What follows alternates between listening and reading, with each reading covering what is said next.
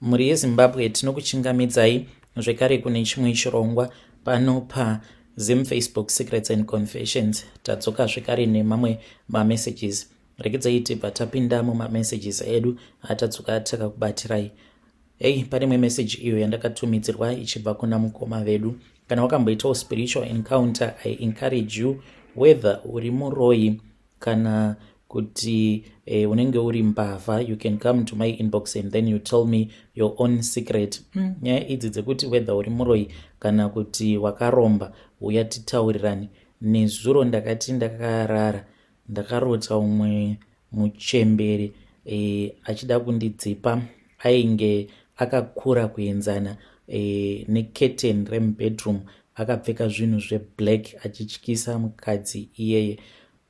Pakaipa, but let us continue working. Whether uri muroi kana kuti unenge wakaromba uri musatanist, you can come and we can have a chat. Saka ndakatumidzirwa message ichibva kune vamwe mukoma vedu, ivo vanozviti Bless.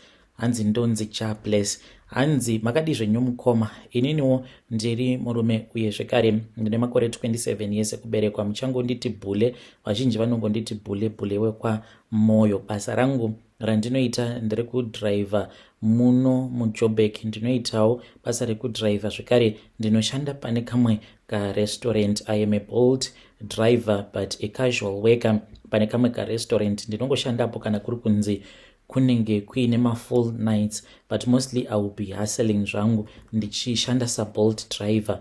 Zvinhu zvandikuda kukuudzai nyaya iyi mukoma, I have been up and down muma streets eFacebook ndichitsvaka munhu anokwanisa kundibatsira, because ndava nezvimwe zvandiri kusangana nazvo, saka ndiri kutsvaka muprofita anokwanisawo kundibatsira. So zvakaitika mukoma, the story that I'm going to share with you, I don't know if you are going to believe me or not, because kana neni kutoitaura hana yangu ndikutonzwa ichitorova. I don't have any memory pa zvinhu izvozvo zvakaitika between the hours of 9:29 and apo pandakazomuka ndakafa. Ndakamuka ndiri mumochwari mukoma. Vanhu vacho vainge vava kutoda kutondisungisa, ende kuti nditi ndakapinda sei mumochwari mavo handitozivi. Vakati makamera avo ainge asingashandi.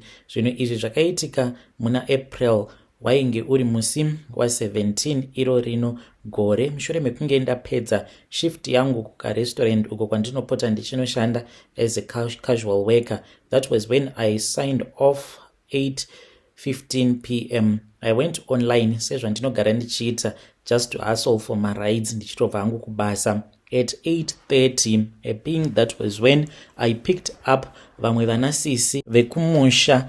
Ndakanovatora pane kamwe kaBright Spot kuna Vilakazi uko. Then they told me kuti ivo vainge vachishanda vose, but vainge vakadarika zvavo nekukaBrai ikoko. Vanoita zvekare zvekutengesa muviri yavo, but vachiita zvekushanda. Takutotanga kutotaura paya. Then they told me about how dry it is, ndokusaka vainge vasarudza kukasika kudzokera zvavo kumba. And then that was when we started talking about the trending news. Vakatoti mukoma vekumusha, which means kuti next time tinotoda kuti munge muchizoya muchizoti pick up. Tava kutotaura paya. And they said they wanted my numbers. Ndavapa. I then dropped them off at 8:58 p.m. outside their flat kunonzi kuMeadowlands uko, and I collected kamari kangu. Vakazotondipa ka 120 on top of that. Ndikatoti not bad, these guys they are going to be my regular customers. Then ndakazoenda kumba zvangu. Ndasvika kumba ndapaka paya semunhu akasiya mukadzi kumusha. Madam vakaenda kumusha, ndokubva ndachizovatevera muna December. Ndokubva ndachizodzoka hangu ndiri ndega kunoku kuSouth Africa, because vakazvitakura madam vangu. So at 9:29 mukoma, ndikangoti ndo pari kunzi all of my rides were finished, were completed. Motikari haina kana kuzombofamba. And it shows kuti my Polo was parked outside of my complex. Ndinogara kunonzi kuDobsonville. But after I had swiped the Bolt up, ndaenda hangu offline just wanted to get some cold beer with this other guy, my best friend, anotoziva nyaya iyi, uyo wandichati Sizwe, akazotondinunura. But then 9:48 mukoma, I remember ndichitomuoneka Sizwe uyu ndichimuudza kuti there is a place that I need to go because there was a new local request. I was curious, and then I accepted pick up at Crossroads Mall, then ndichenda ku Bramfontein, and I picked it up. I drove off for about 5 minutes in ndichidriver. My mind went blank mukoma. Ndakangotarisa mudenga, pakaita sekunge pakarova mheni, but mheni iyi yakangovaima ichipenya mudenga ndokubva yatinhira zvekare. That was when I went blank mukoma. I have no memory of how I traveled, no recollection of what exactly happened. The next thing that I know mukoma ndezvekuti ndakazongopepuka ndiri mumochwari, and vanhu vemumochwari imomo ameno kuti vaida kundikuvadza here kana kuti, but ndakangoti ndichingopepuka ndichirohwa nehana ndichiti kondiripi. Umwe wacho ndopaakabva ati tava kutofonera mapurisa, uri mbavha iwe? Ndikati mbavha kanjani? Handisi mbavha ini, ndinotodriva uye zvakare ndinotoshanda, license yangu chikwama handina mukomanashi, makeys emotikari handina. Saka ivo vakati ndakangopinda mumochwari mavo imomo, hameno kuti ndainge ndichida kubachi. Vakatotanga kutondithreatena, vakati vainge vachida kundisungisa for trespassing, and I don't have any idea at all. Foni yangu mukomanashi, ndakazototi ndadzokera kumba ndopandakazoona kuti foni yangu ndainge ndatoisiya iri pachaja.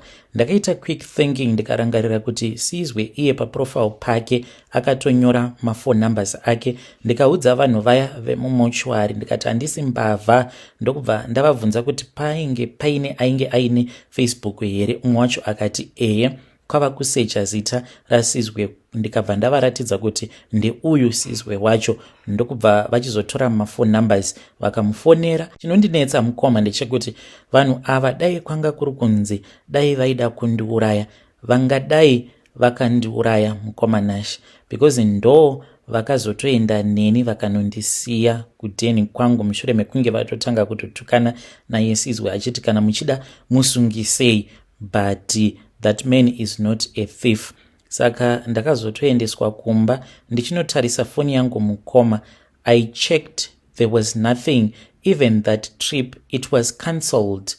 I really do not know mukomanashi, because that trip was cancelled. The last money that I earned, it was the fare yandakapiwa nemasistrani aya ekuZimbabwe at 8:58 p.m. Nothing after that, no new rides, nothing, just a gap kubva pana 9:29 p.m. kusvika pandakazomuka ndiri kumochwari, probably after midnight. So I really do not know. Ndambofamba mumastreets eFacebook ndichitsvaka munhu anokwanisa kundibatsira. Handizivi kana muine muprofita wamunoziva ange achiedzawo kundiudza kuti kochii chakambonyatsokuitika kwandiri. Kana mukaposta nyaya yangu mondisevisawo, ndichange ndichizotevererawo ndiri mucomment section. Vedare ndo message iyo yandakatumidzirwa ichibva kuna first time listener. Let us try to speak with him in the comment section. Zvakangooma hazvo vedwe. Hey, pakaipa kuti chigwe chiri kuitika kwavari mukoma vedu ava. Kuti vari kuita iya inonzi sleepwalking here, because vari kuti foni pavakazodzokera kumba yainge iri pachaja, motikari yaingova ipapo pavanoipaka. Saka chii chiri kuitika kwavari? Zvimwe kuda vava kuita problem iya yesleepwalking, kuti vakafamba vakazongonopepuka vava mumochwari. Maybe vanhu vemumochwari havatori nawo problem, pamwe vainge vasingatombodi kuvauraya kana kuvashandisa, because dai vainge vachida kuvauraya, I think mukoma vedu ava vangadai vakatourawa. Do you suffer from that condition yekuti you sleepwalk, kana wakamboita problem yakadaro, can you come to my inbox, then you tell us kuti chii chinoitika uye chii chaiitika panguva yacho iyoyo pawaita iyoyo yavanoti sleepwalking. Do you have a family member aimbozviita here? Please do come to my inbox and then we can talk about it. Rekedzai tibva taenda panyedu inotevera. Nyedu inotevera yakamira sekudai so. Hanzi makadi zvenyu mukoma, ndinokumbirawo kuti munge muchindiposterawo nyaya yangu makavikawo chitupa changu. Iniwo ndaisatozviziva kuti amai vangu ivo vanoroya. Asi moyo wangu uri kurwadza mukoma nekuda kweizvo zvavakaita. Uye zvekare ndazodzidza chidzidzo pose pandainzwa zvichinzi munhu usafarira kungoratidzira kune munhu wose kuti life yako yava kufamba mune zvakanaka nekuti auzivi anokuvenga. Zvechokwadi vanhu ivavo vainge vachizviziva. Saka ndine friend yangu uyo akasangana nemukomana wake, it was muna December. Saka nemukomana uyu kana kuti ava murume wake mukoma, ndaitoti hakuna kana kwazvichaenda, ndichitomuseka ndikati iwe ungaswera uchidanana nemurume wemunhu, but iye murume wacho ainge aine maproblems ainge achisangana nawo mumarriage yake. Then friend yangu akazonditi ndava kuenda kuJoni. Ndikatomuseka ndikati kuJoni kunoita sei? Saka inini naye tiri vaviri tainge tichishanda tose semamaid. Saka akabva achizoenda kuSouth Africa, ndokubva achizotanga kugara nemurume wake. Ava kutondiudza kutoti murume wacho andoratidza kutoti ane zvimari paya. Ndopaakabva achizongoisa rimwe status. Saka status iyo yomukoma akatongoti nhai Mwari zvandatengerwa motikari. Ndikamufonera muswero wese wezuva asingabati call. Saka ndakabva ndati kuna mama, muri kumboona here status yaiswa naRudo, not her real name. Vakati handisi kuiona, zvimwe kuda maybe akandihaidha. Ndikaita screenshot, vakati ari kuti atengerwa motikari. Koiwe ari kukuudza here kuti motikari yacho yaatengerwa yakaita sei? Ndikabva ndati angoblutika mamessages angu. Later on akazotanga kunditumidzira mavideo akati ndandatomboenda out nadzedzi vachindidzidzisa kudriva motikari, ndava nemotikari ndatengerwa motikari. Mukoma ka stress yandakaita, ndakanzwa mudumbu, ndikamhanya ndikaenda kutoilet ndikanodurura. Chandakangogona kuita ndechekuti ndakatumidzira mama vangu mavideos, but inini ndichinzwa mudumbu wainge usiri mudumbu wekuti ndiri munhu ainge abatwa nemweya wegodo, kwete ndainge ndichitofara. It is just that zvakaitika ndisina kana tarisiro yekuti Rudo all of a sudden zvinhu zvake zvingatanga kungomufambira negwara rakanaka kudaro. Mama vangu vakabva vandifonera, ndakashaya kana simba rekuvadavira. Vakaita missed calls amene kuti mangani, kusvika vazoti iwe Pfutseke answer call yako mani. Ndokubva ndachizodavira macalls avo, ndikabva ndachizotanga kutaura navo. Vakanditi ishuwa here? Ndikati waunga hamusi kuzviona here kuti motikari iyo itori neribbon, but not like motikari yacho yakatengwa iri nyowani, ndedzedziya dzekuma second hand dealership. Musikana atova nemotikari yake. Ndatofara paya. Mama vangu vakachizouya kuno kuHarare, vainge vachida kuona havo munin'ina wavo, but chavainge vafambira mukoma ndechekuti ndinge ndichivabatsira kugadzira Rudo uyu takamugadzira mukoma nashi. Vakanditi ndinge ndichitsika pasi. Ndapedza kuita saizvozvo ndosvipa, ndikasvipa mate, vakazonokora ivhu racho iroro. Takakanga ivhu iroro vachinditi mutuke muudze kuti zvichazoita mbeu iyo yandainge ndichazodyara muivhu iroro randainge ndasvipira tikarikanga, ndo zvainge zvichazoitika kwaari. Saka vakandipa mhodzi. Mama vangu handizivi kuti imhodzi yei. Ndokubva vachizoenda vakanditi ndinge ndichizoisa ivhu iroro mukabhaketi. Ndikaita saizvozvo ndikadyara. Mukoma nashi ndinogara ndichingoituka mhodzi iyoyo ndichiti iwe Rudo, kana murume wako asiya mbeu yake mauri, mbeu yake ngaishaye kune chibereko chako.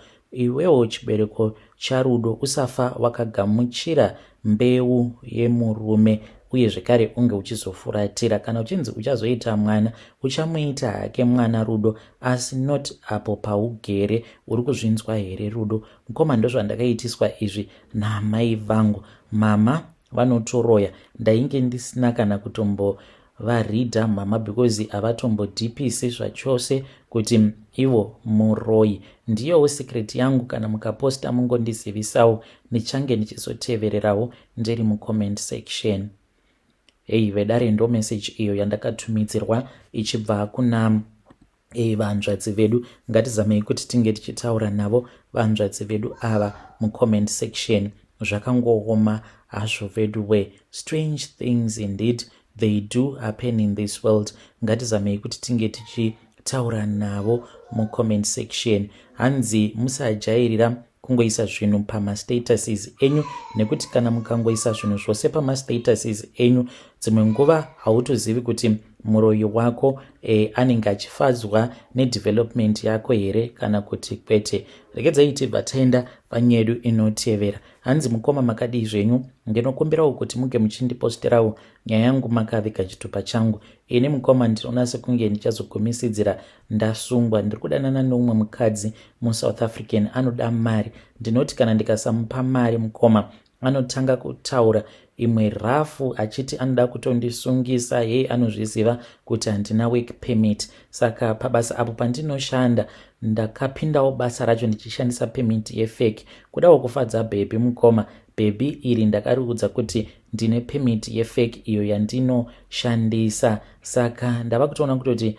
ndakazviisa parumana nzombe chaipo. Ndodiko ndanga ndambofunga kuti ndike ndichiita naye mwana. Kana ndikaita naye mwana iye haangamborambi zvake, but ndinenge ndisiri kutowedzera here mistake on top of another mistake. Ndiri kutofunga kuti ndinge ndichimuhaira vanhu vekuti vanomuuraya. Hamene kuti munozvionawo sei mukoma? Ndichange ndichizotevererawo ndiri mucomment section.